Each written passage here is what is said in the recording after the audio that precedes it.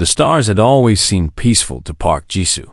She remembered being a little girl in Busan, lying on the rooftop of her grandmother's house, counting the lights in the sky. She had dreamed of touching them someday. Now, at 53 years old, standing on the bridge of Earth's flagship carrier, she wished she had never left that rooftop. 3,000 ships hung in the darkness beyond Neptune. They were beautiful in a terrible way. Some were long and thin like needles made of silver. Others were round like moons, covered in lights that pulsed slowly like heartbeats. A few were shapes that made no sense to human eyes, bending and twisting in ways that hurt to look at for too long. The Galactic Council had arrived. "Admiral," said a young officer at the communication station. His name was Baek Minho, and his hands were shaking slightly as he worked the controls. "We are receiving a transmission. It is on all frequencies. Every channel. Every language we have." Jisoo nodded slowly. "Put it through." The main screen flickered. What appeared was not a face. Not exactly. It was light and sound woven together into something that almost looked alive. It shifted and changed as it spoke, and its voice seemed to come from everywhere at once. Species 7924. Designation: Human, Homeworld. Earth, you have achieved faster than light travel. You have been observed. You have been judged. Jisoo felt the cold spread through her chest, but she kept her face still. She had commanded ships for 30 years. She had fought pirates and stopped rebellions. She had buried friends and given orders that sent good people to die. She would not show fear now. The being of light continued. The Galactic Council has governed this galaxy for 50,000 of your years. We have brought order to chaos. We have guided lesser species toward their proper place. You will now receive your classification. On a smaller screen beside her, Dr. Kim Tai-woo was watching with wide eyes. He was Earth's best xenolinguist, a quiet man of 40 who had spent his whole life studying alien languages from the few signals humanity had captured over the decades. He had always believed first contact would be a moment of wonder. His face now showed only dread. Humanity is classified as a Tier 7 species, the light being announced. Primitive, aggressive, unpredictable. You are not ready for galactic civilization. Therefore, the Council offers you the following terms. Jisoo's hands tightened on the railing in front of her. First, you will surrender all faster-than-light technology to Council oversight. Second, you will accept permanent observer status with no voting rights in Council matters. Third, you will submit to population monitoring and cultural guidance. You have 7 standard days to accept these terms. There was a pause. The light being seemed to grow brighter. If you do not accept, you will be corrected. The transmission ended. The bridge was silent. Jisoo could hear her own heartbeat in her ears. "What does corrected mean?" asked Minho, his voice barely above a whisper. Dr. Kim Tai-woo answered from his screen. His face had gone pale. "I have been studying Council broadcasts for 15 years, Admiral. I have found references to 17 species that were corrected." He swallowed hard. None of them exist anymore. The words hung in the air like smoke. Jisoo turned to face her crew. They were young, most of them. They had grown up in a time of peace, when humanity's biggest problems were climate repair and arguing about colony rights on Mars. They had never faced anything like this. "Send a message to Earth Command," she said. "Full priority. Tell them we need an emergency session of the United Council. Every nation, every leader. We have 7 days to decide the future of our species." The next 6 days were chaos. On Earth, billions of people watched the alien transmission play over and over on every screen. Some panicked. Some prayed. Some demanded immediate surrender.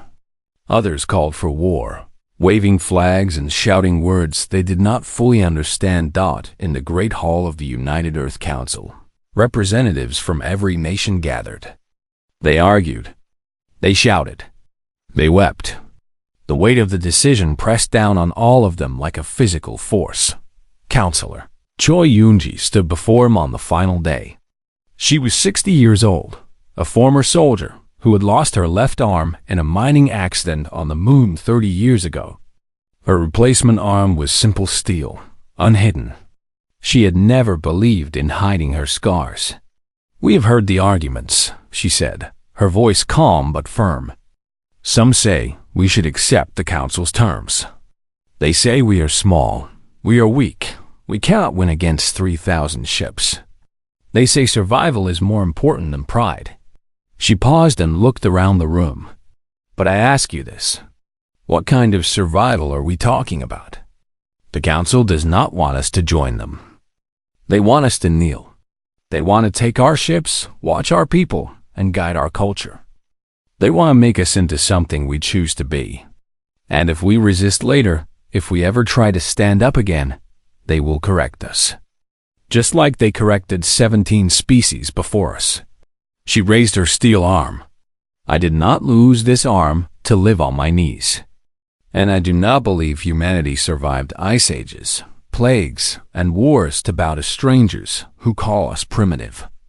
We have 7 days," they said. "Well, 7 days are almost over. It is time to give them our answer." The vote was called. It was not unanimous, but it was close. 147 nations voted to refuse. 12 voted to accept.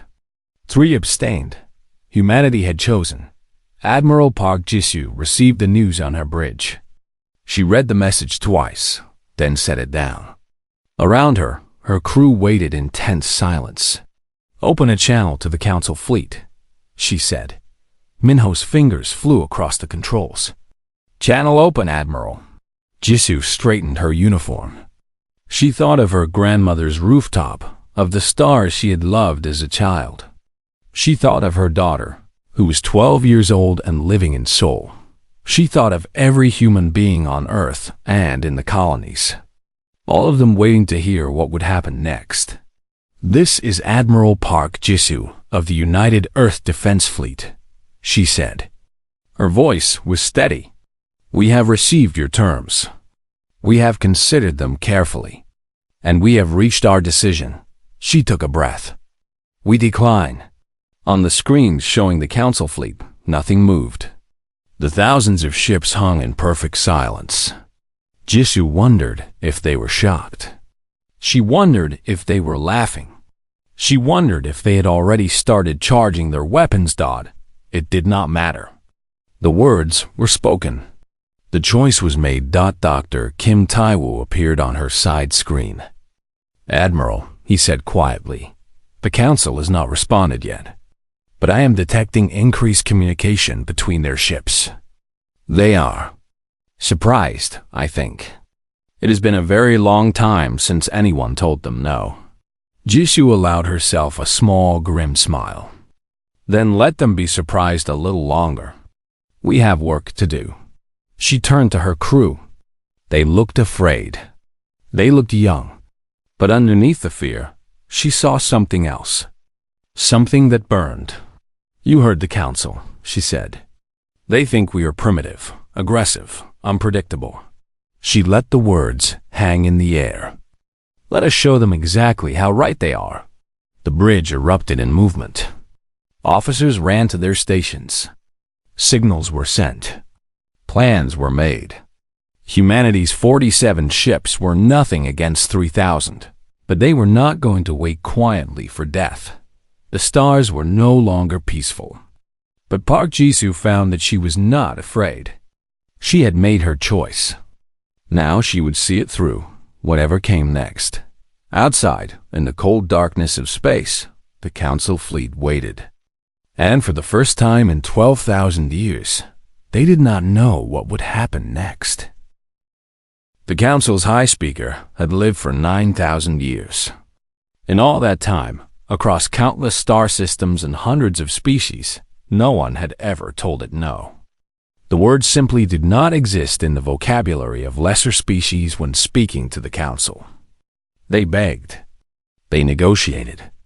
They asked for mercy. But they never refused Dot until now. The being of light and sound flickered in the command chamber of its flagship. Around it, representatives of the 12 ruling species waited in uncomfortable silence. Some were tall and thin, with skin like polished stone. Others were clouds of gas held together by magnetic fields. A few looked almost human, but with too many eyes or not enough limbs. They refused, said the High Speaker. Its voice echoed strangely in the chamber. The humans refused. Perhaps they did not understand, suggested one of the stone-skinned beings. They are primitive. Perhaps our translation was wrong. The translation was perfect, said another voice. This one belonged to a creature that looked like a spider made of glass. They understood. They simply chose defiance. Then we will correct them, said a third representative, its gas body pulsing with angry colors. As we have corrected others. This is not complicated. The High Speaker was quiet for a long moment. No, it finally said, "This is very interesting. I want to understand these humans before we destroy them. We have 7 days. Let us use them wisely." Far away, on Earth's flagship carrier, Admiral Park Jisoo was having a very different conversation. 47 ships, said Captain Yoon Hana, throwing her hands up in frustration. She was 35 years old, with short black hair and a scar running down her left cheek from an accident during flight training. She was the best pilot in Earth's fleet, and she knew it. 47 ships against 3,000. "Admiral, I am not afraid to die, but I would like my death to mean something." "Your death will not be required today, Captain," said Jisoo calmly. "Sit down." Hannah sat, but her leg bounced with nervous energy. Beside her, Dr. Kim Tai-woo spread a series of documents across the table. They were in a small meeting room off the main bridge, just the three of them, plus Lieutenant Baek Min-ho, who had been called in for his technical skills. "We cannot win a direct fight," said Tai-woo. His voice was soft, as always, but there was steel underneath it. "That much is obvious. But fighting is not our only option. What else is there?" asked Min-ho. He was only 26, the youngest person in the room, but he had a mind like a computer and the courage to speak up even to admirals. Tai-woo smiled slightly. "Information." He tapped one of the documents. "I have spent 15 years listening to council broadcasts. I have learned their languages, their histories, their secrets. And I have discovered something important. The council is not as united as it appears." Jisoo leaned forward. "Explain." "There are 12 ruling species," said Tai-woo, "but only 5 of them truly hold power. The other 7 are tolerated. They have seats at the table, but their votes mean nothing. 3 of those 7 species were nearly corrected themselves centuries ago. They survived only by complete submission." "You think they might help us?" asked Hannah doubtfully. "I think they might hate the council more than they fear it," said Tai-woo.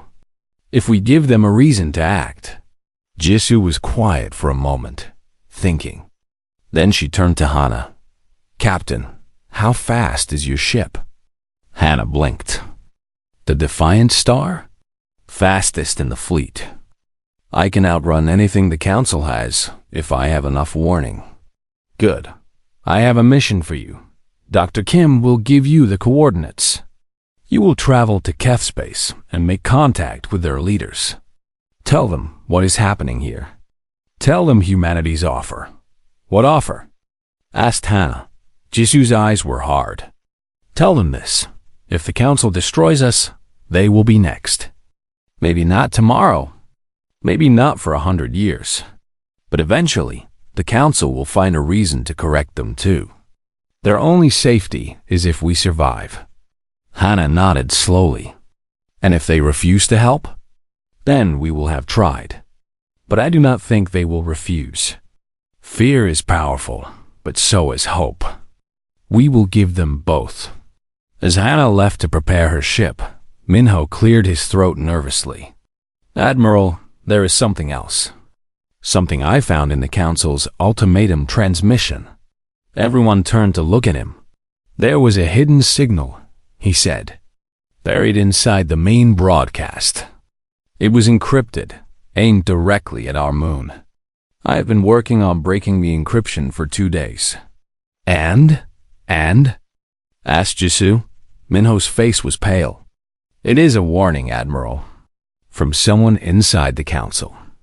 The message says that the ultimatum is a lie. The Council never intended to accept our surrender. Their orders are for total extinction. They plan to kill us all from the beginning." The room was silent. Taiwu closed his eyes. Jisoo's hands tightened into fists. "Someone in the Council is trying to help us," said Minho. "I do not know who or why, but they risked everything to send this warning." Jisoo stood up slowly. "Then we have 2 pieces of good news. The Council is divided, and we have an unknown ally. This changes things." "How?" asked Taiwu. "We were going to wait for the deadline and hope for the best," said Jisoo. "Now we will not wait. We will act. Dr. Kim, I want you to prepare a broadcast. Send it on every frequency, in every language, you know." "What should I say?" Jisoo walked to the window and looked out at the stars. Somewhere out there, 3,000 ships were waiting to kill her people. But somewhere out there, someone had tried to save them. "Tell the galaxy the truth," she said. "Tell them about the 17 species that were corrected. Say their names. Describe their cultures, their achievements, their dreams. The Council erased them from history. We will bring them back." Taiwu's eyes widened. "Admiral, that will make the Council very angry." "Good. Angry people make mistakes. And more importantly, every species in the galaxy will hear it. They will learn what the Council really does to those who are different. Some of them will be afraid, but some of them will be angry too." She turned back to face her officers. "We cannot win with weapons. We do not have enough ships, enough soldiers, enough firepower. But we have something the Council does not expect. We have the truth, and we are not afraid to use it." Taiwu nodded slowly. "I will prepare the broadcast. Make it beautiful," said Jisoo. "Make it impossible to ignore. And at the end, add this: we remember them. We will not be forgotten." As her officers left to carry out their orders, Jisoo remained by the window. She thought about the unknown person who had sent the warning. Somewhere in that massive fleet, someone had looked at humanity and seen something worth saving. She did not know who they were. She did not know their reasons. But she was grateful. "Thank you," she whispered to the darkness. "Whoever you are." The countdown continued. 5 days remained. In the space between stars, a small ship called the Defiance Star slipped away from Earth's fleet and vanished into the void, carrying Captain Yoon Hana toward uncertain allies. On Earth's moon, Lieutenant Baek Minho worked through the night, searching for more hidden messages. And in a small room on the flagship carrier, Dr. Kim Tae-woo began to write a broadcast that would change the galaxy forever. The Council had ruled for 50,000 years by keeping secrets and destroying those who threatened their power. They had never faced an enemy who fought with words instead of weapons. They were about to learn what humanity could do. The Defiance Star was the fastest ship humanity had ever built. Captain Yoon Hana pushed it to its limits, jumping through space in bursts of light that would have made her instructors proud and terrified. In 36 hours, she crossed distances that should have taken weeks. Cat space was cold and empty. Their homeworld orbited a dying red star, a world of endless deserts and underground cities. The Keth themselves were tall and thin, with gray skin and large dark eyes that had evolved to see in near darkness. They had been a council member for 8,000 years. Ever since the council had arrived at their world and offered them a simple choice: join or die. Hana's ship was surrounded by Kef patrol vessels before she even entered their system. Warning signals screamed across her console. Weapons locked onto her hull. Unknown vessel, you are entering restricted space. Identify yourself or be destroyed. Hana opened the channel. Her heart was pounding, but her voice was steady. My name is Captain Yoon Hana of the United Earth Defense Fleet. I come in peace. I carry a message for your Elder Council. There was a long pause. Then a different voice spoke, older and more tired. We know who you are, human. We have heard about your species. The Council fleet at your homeworld is well known. Why have you come here? Because we have something in common, said Hana. We are both afraid of the same thing. Another pause. Then, follow our ships. Do not deviate. One wrong move, and you will be dust. Hana smiled grimly. Understood. The Kef capital was underground, built in massive caves that stretched for hundreds of kilometers. Hana was brought before their Elder Council in a chamber carved from black stone. The elders sat in a circle, their dark eyes reflecting the dim light of phosphorescent moss that grew on the walls. The eldest among them spoke first. Her name was impossible for Hana to pronounce, so she simply thought of her as the first voice. You are brave or foolish to come here, said the first voice. The council watches everything. If they discover we are speaking with you, they will correct us. Then we will speak quickly, said Hana. She stood in the center of the circle, refusing to show fear. You know what the council plans to do to my people. Total extinction. We have only days left. We are sorry for your species, said another elder. But we cannot help you. We are not strong enough. We have survived this long by keeping our heads down and obeying. And how long will that last? Asked Hana. The council has corrected 17 species. How do you know the Keth will not be number 18? Maybe not today, maybe not for 100 years, but someday they will find a reason. They always do. The elders shifted uncomfortably. Some whispered to each other in their own language. A younger Keth stepped forward from the shadows. She was different from the others, her eyes brighter, her posture straighter. When she spoke, her voice was clear and strong. The human is right. The first voice turned to look at her. Bright voice, you speak out of turn. I speak the truth, said the young Keth. Hana realized the bright voice was her actual name, or at least the closest translation. We've been afraid for 8,000 years. We teach our children to bow. We punish those who dream of freedom. And for what? So that we can survive a little longer as slaves? Survival is not nothing, said an elder.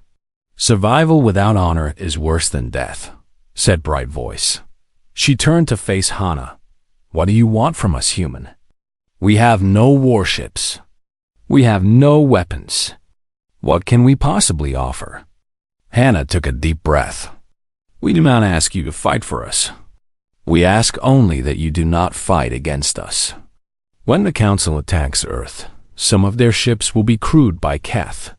We ask that those ships refuse to fire. The elders erupted in shocked whispers. The first voice raised a hand for silence. You ask us to betray the Council, she said. That is death. I ask you to save yourselves, said Hana. If Earth falls, the Council will be stronger than ever. They will have proven that resistance is impossible, and they will turn their eyes to every species that has ever dreamed of freedom.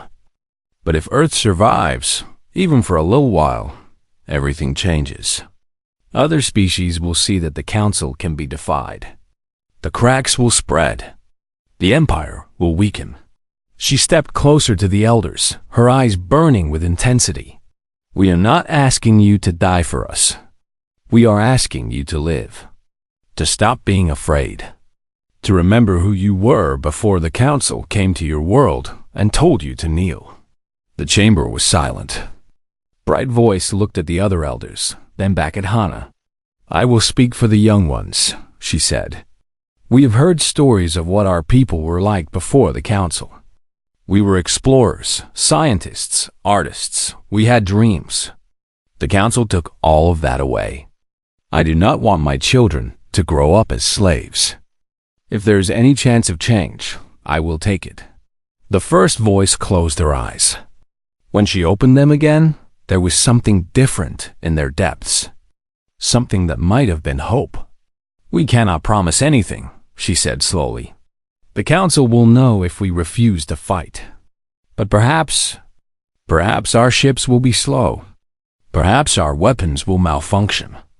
Perhaps we will arrive too late to the battle." Hana felt tears forming in her eyes. "That is all we ask." Back at Earth, Dr. Kim Tai-woo finished his broadcast. It was 30 minutes long, and it was the most important thing he had ever created. He spoke of the 17 corrected species one by one. He described their cultures, their art, their dreams. He showed images that the council had tried to destroy. He played recordings of their music, their languages, their laughter, and at the end, he looked directly into the camera and spoke the words Admiral Park Jisoo had given him. "We remember them. We will not be forgotten." The broadcast went out on every frequency, in every language known to humanity and many that were not. It spread across the galaxy at the speed of light. It reached council worlds and independent colonies, trading stations and research outposts. Billions of beings heard it. Many had never known about the corrected species. The council had been very thorough in erasing them from history, now they were remembered. On the council flagship, the High Speaker watched the broadcast with growing rage. The being of light flickered and pulsed with angry colors. "How dare they," it said. "How dare these primitives speak of things they do not understand?" "The broadcast is everywhere," reported one of its aides. "We cannot stop it. Every species in the galaxy has seen it." "Then we will make an example of Earth," said the High Speaker. "We will destroy them so completely that no one will ever dare speak those names again." But even as it gave the order, 3 council species quietly recalled their ships from the fleet. They gave various excuses: maintenance problems, fuel shortages, communication errors. The High Speaker knew they were lying, but could not prove it. The cracks were spreading. On the moon, Lieutenant Baek Minho found another hidden message in the council's communications. This one was longer, more detailed. It came from someone calling themselves the Keeper of Names. And it contained something incredible: a complete archive of every corrected species. Everything the council had tried to destroy: history, culture, science, art, all of it preserved in secret for thousands of years. Keeper's message was simple: let the dead speak. Minho sent the archive to Earth. Within hours, it was spreading across the galaxy alongside Tai-woo's broadcast. The council had spent 50,000 years building an empire on silence and forgetting. In a single day, humanity had torn down the walls and let the light in. The deadline was approaching. The battle was coming. But for the first time, Admiral Park Jisoo felt something she had not felt since the council ships arrived: hope. The 7th day arrived with cold silence. Admiral Park Jisoo stood on the bridge of the Eternal Soul, watching the council fleet begin its advance toward Earth. 3,000 ships had come to the Sol system. Now there were only 2,400. 600 had withdrawn, their crews unwilling to fight for an empire that had been exposed as a machine of genocide. It was not enough. 2,400 ships against 47. The math was simple and cruel. "All ships, defensive formation," said Jisoo. Her voice was calm, almost peaceful. "We will hold the line at Mars orbit. Make them fight for every kilometer. Captain Yoon Hana had returned from Keth space only hours before. Her ship, the Defiance Star, took its position at the front of the human formation. She had not slept in 3 days, but her hands were steady on the controls. "Admiral," she said over the communication channel, "the Keth ships in the Council fleet are moving slowly. Very slowly. I think they are keeping their promise." "Good," said Jisoo. "What about the others?" "3 more species have pulled back their ships completely. The Council fleet is fracturing." On the main screen, they could see the enemy approaching. The ships were beautiful and terrible, glowing with energy weapons that could crack planets. The High Speaker's flagship led the way, a massive vessel shaped like a star with 1,000 points of light. The High Speaker's voice echoed across all channels. "Humans, your defiance ends today. You have spread lies and poison across the galaxy. You have turned our own members against us. For this, there will be no mercy. No survivors. Your world will be burned clean, and your species will be forgotten." Jisoo opened the channel. "You can try." The Council fleet opened fire. The first wave of energy beams crossed the void in seconds. Human ships scattered, but 3 were caught in the initial blast. The carriers Aurora and Pacific Storm exploded in balls of fire. The destroyer Brave Soul broke apart, its crew lost in an instant. "Return fire," ordered Jisoo.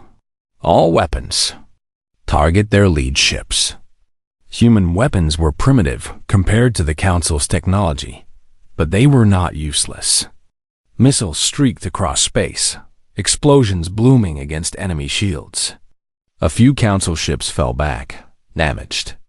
1 or 2 even stopped moving entirely. But for every Council ship that was hurt, humanity lost 5. The battle became chaos. Ships weaved and dodged, firing at everything that moved. The darkness of space was lit up with explosions and energy beams. Communication channels were filled with screams and orders and desperate prayers. Captain Yoon Hana flew the Defiant Star like a woman possessed. She danced between enemy ships, firing at their engines, their weapons, anything she could hit. Twice she was nearly destroyed.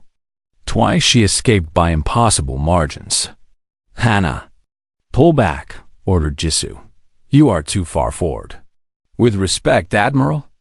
"I am exactly where I need to be," said Hana. She pulled her ship into a tight turn and aimed directly at the Council flagship. "I have an idea." "Captain, that is suicide." "Maybe," said Hana. "But they need to understand something. We are not afraid of them." She opened a broadcast on all channels.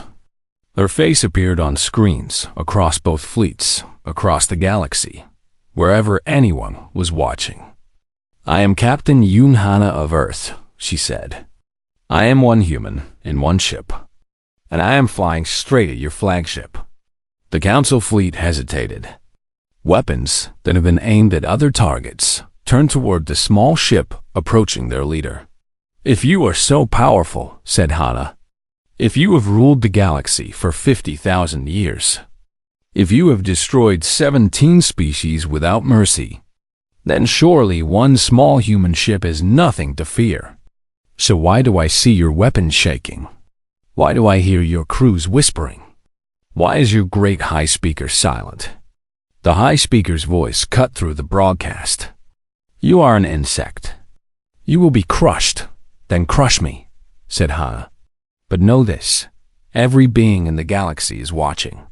They will see whether I die as a coward or as someone who stood up to tyrants. And they will remember." She pushed her engines to maximum. The Defiant Star rocketed toward the flagship. On Earth's moon, Lieutenant Baek Minho was working frantically. He had been analyzing Council communications for days, looking for any weakness, any advantage. Now he found it. "Admiral," he said over a secure channel, "I have something. The Council flagship has powerful shields, but they are controlled by a central computer. If we can overload that computer, the shields will drop for approximately 30 seconds. How do we overload it? Asked Jisoo. Our communication satellites, said Minho. If we synchronize them all to broadcast a specific signal at the same moment, it will create an electromagnetic pulse strong enough to disrupt their systems. But the timing has to be perfect. Jisoo watched on her screen as Hana's ship drew closer and closer to the flagship. The council ships were firing at her, but she was too fast, too unpredictable. Do it, said Jisoo. Lieutenant, activate the satellites. All of them. Minho's fingers flew across his controls. Around the moon, hundreds of communication satellites turned toward the council flagship. They had been built to send messages across the solar system. Now, they would send one final message. Satellites aligned, said Minho. Firing in 3, 2, 1. The pulse was invisible to the naked eye, but its effects were immediate. The council flagship flickered. Its lights dimmed. Its shields, those impenetrable barriers that had protected it for centuries, vanished. Now, shouted Jisoo. All ships, target the flagship. Fire everything. Missiles launched from every remaining human ship. They crossed the distance in seconds and slammed into the unprotected hull of the council flagship. Explosions tore through its surface. Sections broke apart and spun into the void. The high speaker's chamber was breached. The being of light and sound screamed in rage as its ship died around it. It survived, barely, ejecting in an emergency pod moments before the final explosion. Captain Yoon Hana was not so lucky. The Defiance star was caught in the blast wave. Her ship was torn apart, systems failing, hull cracking. She had just enough time to reach the escape pod and launch herself into space before everything went dark. When she woke up, she was lying on the deck of an unfamiliar ship. Gray faces looked down at her, large dark eyes blinking in concern. You are safe, said a familiar voice. It was Bright Voice, the young Keth elder. Our ship happened to be nearby. We picked you up. Hannah laughed weakly. Happened to be nearby? Bright Voice smiled, showing teeth that were not meant for smiling. We were very lucky. In space, the battle was ending. With their flagship destroyed and their high speaker humiliated, the council fleet fell into confusion. Ships began retreating, jumping away to distant stars. The remaining human ships did not pursue. They had won, but the cost was terrible. Of the 47 ships that had defended Earth, only 19 remained. Admiral Park Jisoo surveyed the battlefield from her bridge. Wreckage floated everywhere, human and alien alike. So many lives lost. So many good people gone, but Earth was still there. Humanity was still alive. Admiral, said a communications officer, we are receiving a message from the council. They are requesting a ceasefire. Jisoo closed her eyes. When she opened them, they were wet with tears she would not let fall. Tell them we accept, she said. Tell them we are ready to talk. The war was over. The real work was about to begin. 6 months had passed since the battle. The galaxy was not the same. The Galactic Council had ruled for 50,000 years through fear and silence. Now both were broken. Species that had bowed for centuries began to ask questions. Worlds that had accepted their place in the hierarchy began to demand change. The council could not silence them all, and with each passing day, more voices joined the chorus. The 12 ruling species met in emergency session after emergency session. 5 of them wanted to rebuild the old order, to crush the rebellion before it spread further. But 7 others refused. The High Speaker, still recovering from its near death on the flagship, found that its commands were no longer obeyed without question. In the end, the council voted to dissolve itself. It was a narrow vote, decided by a single voice, a representative of the Keth, speaking for the first time in 8,000 years. A new organization was proposed, the Galactic Assembly. It would have no ruling species, no hierarchy, no corrections. Every species, no matter how small or young, would have an equal voice. The charter was still being written, but one thing was already decided. Humanity would help write it. Dr. Kim Taiwu was chosen as Earth's first ambassador to the Assembly.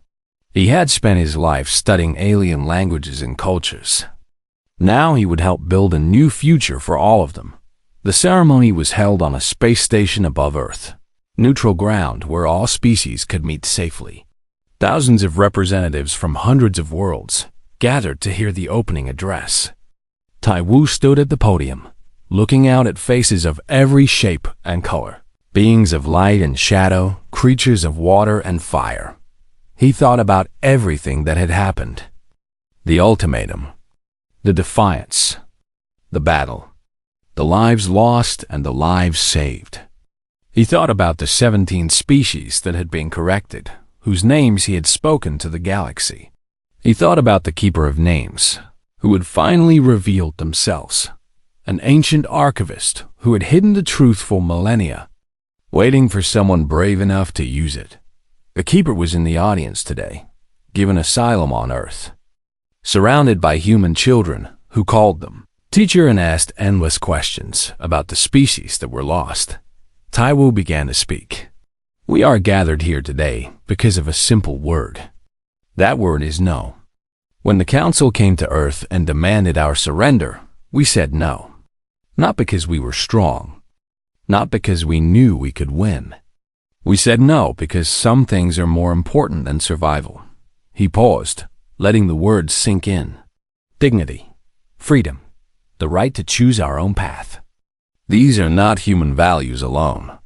They belong to every thinking being in this galaxy. For 50,000 years, the Council told us that order was more important than justice. They told us that peace required obedience. They were wrong. Scattered applause rippled through the audience. Taiwu waited for it to quiet. We have all lost things in these past months. Ships, loved ones. The illusion that the universe was safe and someone else was in charge. But we have gained something too. We have gained each other. And we have gained the chance to build something better. He looked directly at the cameras broadcasting his words across the galaxy. We are not here because we are strong. We are here because we refuse to be afraid. And from this day forward, that will be the foundation of everything we build together. The assembly hall erupted in applause. For the first time in 50,000 years, the galaxy had hoped. Captain Yoon Hana was not at the ceremony. She was in a hospital in Seoul, finally recovering from her injuries. The doctor said she would walk again in a few weeks. The military said she would be promoted to admiral. She said she just wanted to see the ocean. Lieutenant Baek Minho visited her every day. He had been promoted too, named head of Earth's new Galactic Intelligence Division. His job was to make sure no one ever surprised humanity again. He was very good at it. The assembly is official now, he told Hana during one of his visits. Ambassador Kim gave a beautiful speech. Everyone is talking about it. Hana smiled from her hospital bed. He always was good with words. How is Admiral Park? Retired, said Minho. She went back to Bazan, bought a house near the ocean. Says she is done with space. I do not believe that for a second. Neither do I. She keeps a comlink on her nightstand. Just in case. They sat in comfortable silence for a while. Outside the window, the sun was setting over Seoul, painting the sky in shades of orange and gold. Do you think we did the right thing? Asked Hana quietly.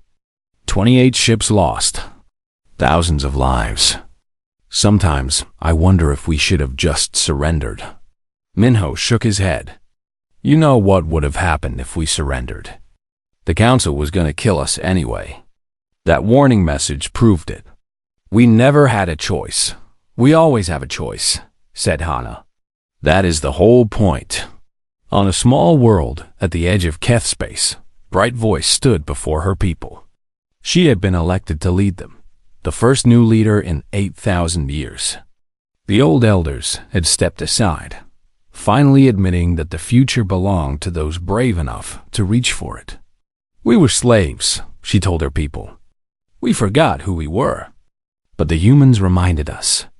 They showed us that even the mightiest empire can be brought low by those who refuse to bow. From this day forward, we will never bow again. The Keth cheered. It was a strange sound, their voices not made for such expressions of joy. But they learned. They were learning many things. The Keeper of Names lived on Earth now in a small house near a university. Every day, students came to hear stories about the corrected species. The Keeper showed them art that had not been seen in millennia, played music that had been silent for longer than humanity had existed, taught languages that the Council had tried to erase. The corrected species were gone. Nothing could bring them back. But they were no longer forgotten. Their names were spoken. Their stories were told.